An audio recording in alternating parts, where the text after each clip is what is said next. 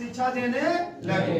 और चलिए, और राम ने उस शिक्षा को एकदम जीवन का शैली मान लिया और पूरा लगन से मेहनत से पढ़ाई किया और अंत में जाकर क्या बन गया था, केंद्रीय लोकसभा परीक्षा में प्रथम स्थान उन्नत स्थान प्राप्त किया गया।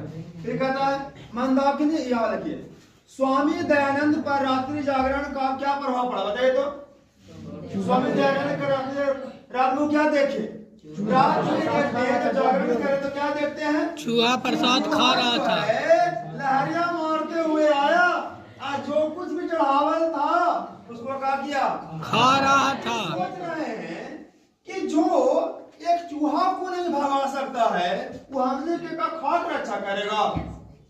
उस दिन से इनको मूर्ति पूजा से एकदम क्या हो गया, नफरत हो गया। मूर्ति पूजा को उस दिन से बोले एकदम बंद करो, देवता मूर्ति में प्रतिमा में नहीं है, बेकार चीज है। और तब से उन्होंने ये मूर्ति पूजा का विरोध कर दिया। ठीक है ना।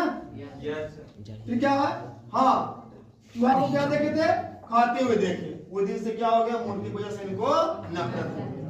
मंदाकिनी वर्णन पाठ का वर्ण विषय क्या है, मंदाकिनी वर्णन में क्या देखे थे कि राम जो है उस सीता को दर्शनीय, जो भी दर्शनीय स्थान है अगल बगल चित्रकूट पर्वत के और मंदाकिनी नदी के पास में, वो सब क्या करते हैं, दिखाते हैं। ये सीते रंग बिरंगी रमणी तटों वाली हंस और सारस से सेवित इस मंदाकिनी नदी को कैसे, आंखों से।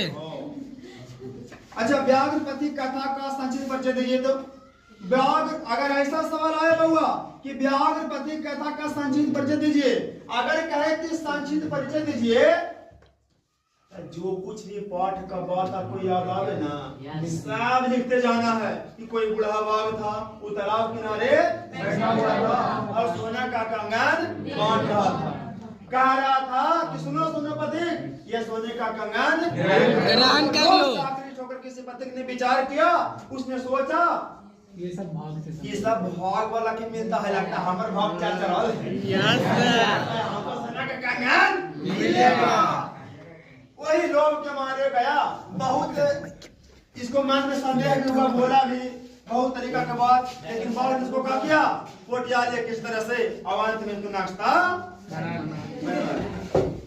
कर्म से बड़ा कोई योद्धा था ही नहीं और कर्म से बड़ा कोई दानी था ही नहीं। कर्म के पास बहुत ज्यादा शक्ति था, इसलिए कृष्ण जी उपाय लगा के किसको भेज दिए, इंद्र को, कि हमारे तो सब साख करा हो, आप जाओ।